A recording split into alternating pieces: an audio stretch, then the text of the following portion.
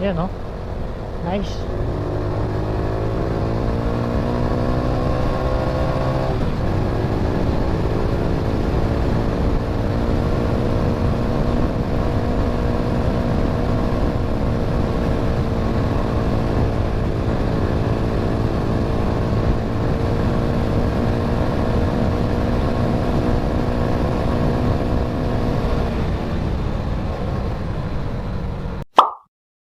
Masasabi mo bang the best ito pang daily? Kung ako yung tatanungin, kasi araw-araw kong ginagamit itong ating XRM 125, the best talaga to pang daily.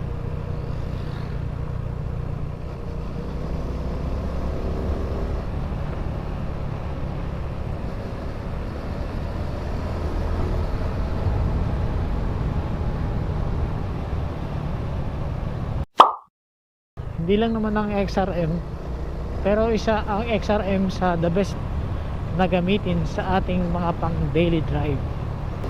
Unang-una na dyan, kasi matipid sa gasolina.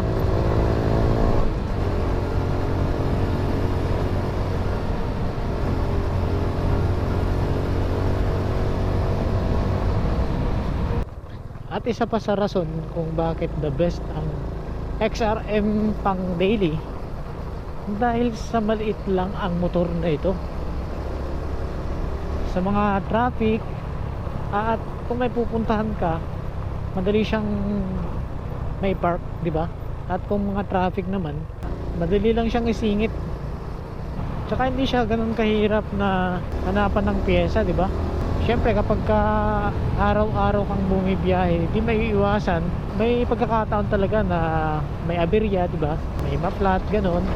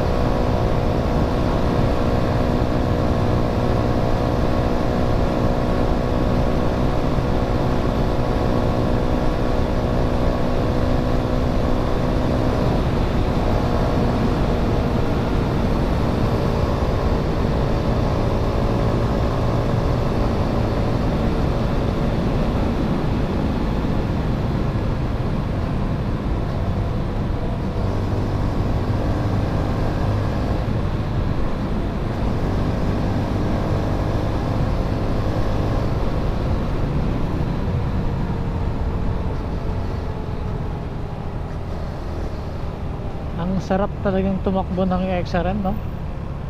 Ang gaan. Kaso nakakakaba rin kapag minsan yung mabilis yung takbo mo, tapos may biglang lubak na kahit maliit lang na madadaanan ka, parang gumegewang kasi yung manubela eh. Parang gumaganon-ganon yung ano eh, yung manubela. Maganda siguro kapag meron siyang dito yung parang stabilizer, no?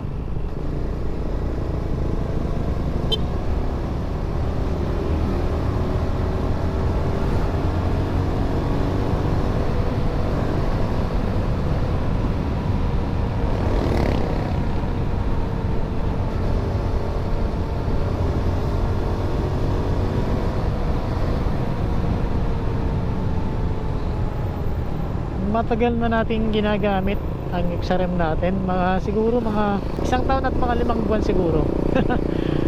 Di pa ganun katagal talaga, no? Pero sa araw-araw na paggamit natin, masasabi ko talagang the best ito pang daily. Maganda rin naman yung mga ganitong motor, yung mga ganyang Honda Click, di ba? Pero kasi ito yung motor natin kaya para sa atin ito yung the best.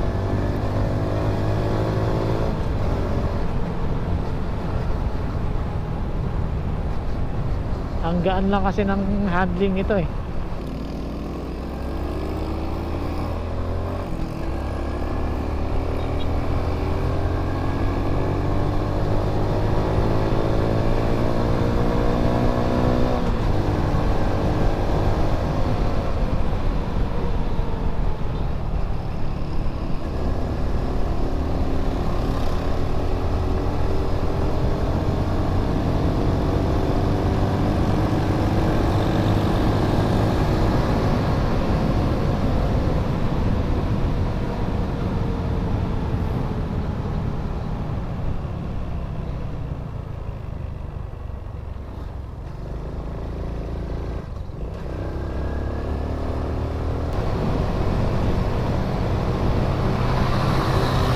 Pero grabe din yung biyahe natin, oh. Humabol si kuya, oh. Bilis ng takbo niya kahit wala siyang helmet.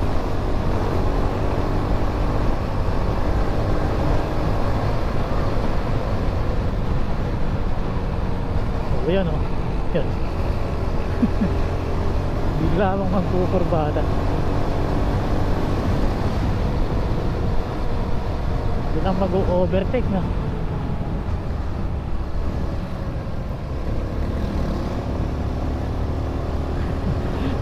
Sigurado hahabol na naman ulit yan.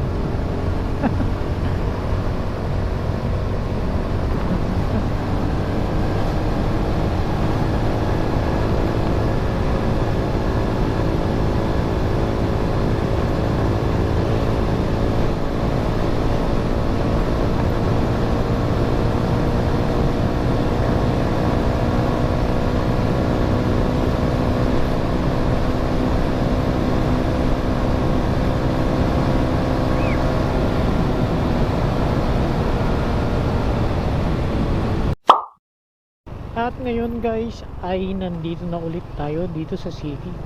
The best talaga pang daily ang XRM 125. Matipid, madali siyang isingit sa mga ganitong traffic, di ba? At pansamantala, hanggang dito na lang muna ang ating video. Maraming salamat palagi sa inyong panonood at palaging ride safe always. This is Nel Ride Moto. Thank you.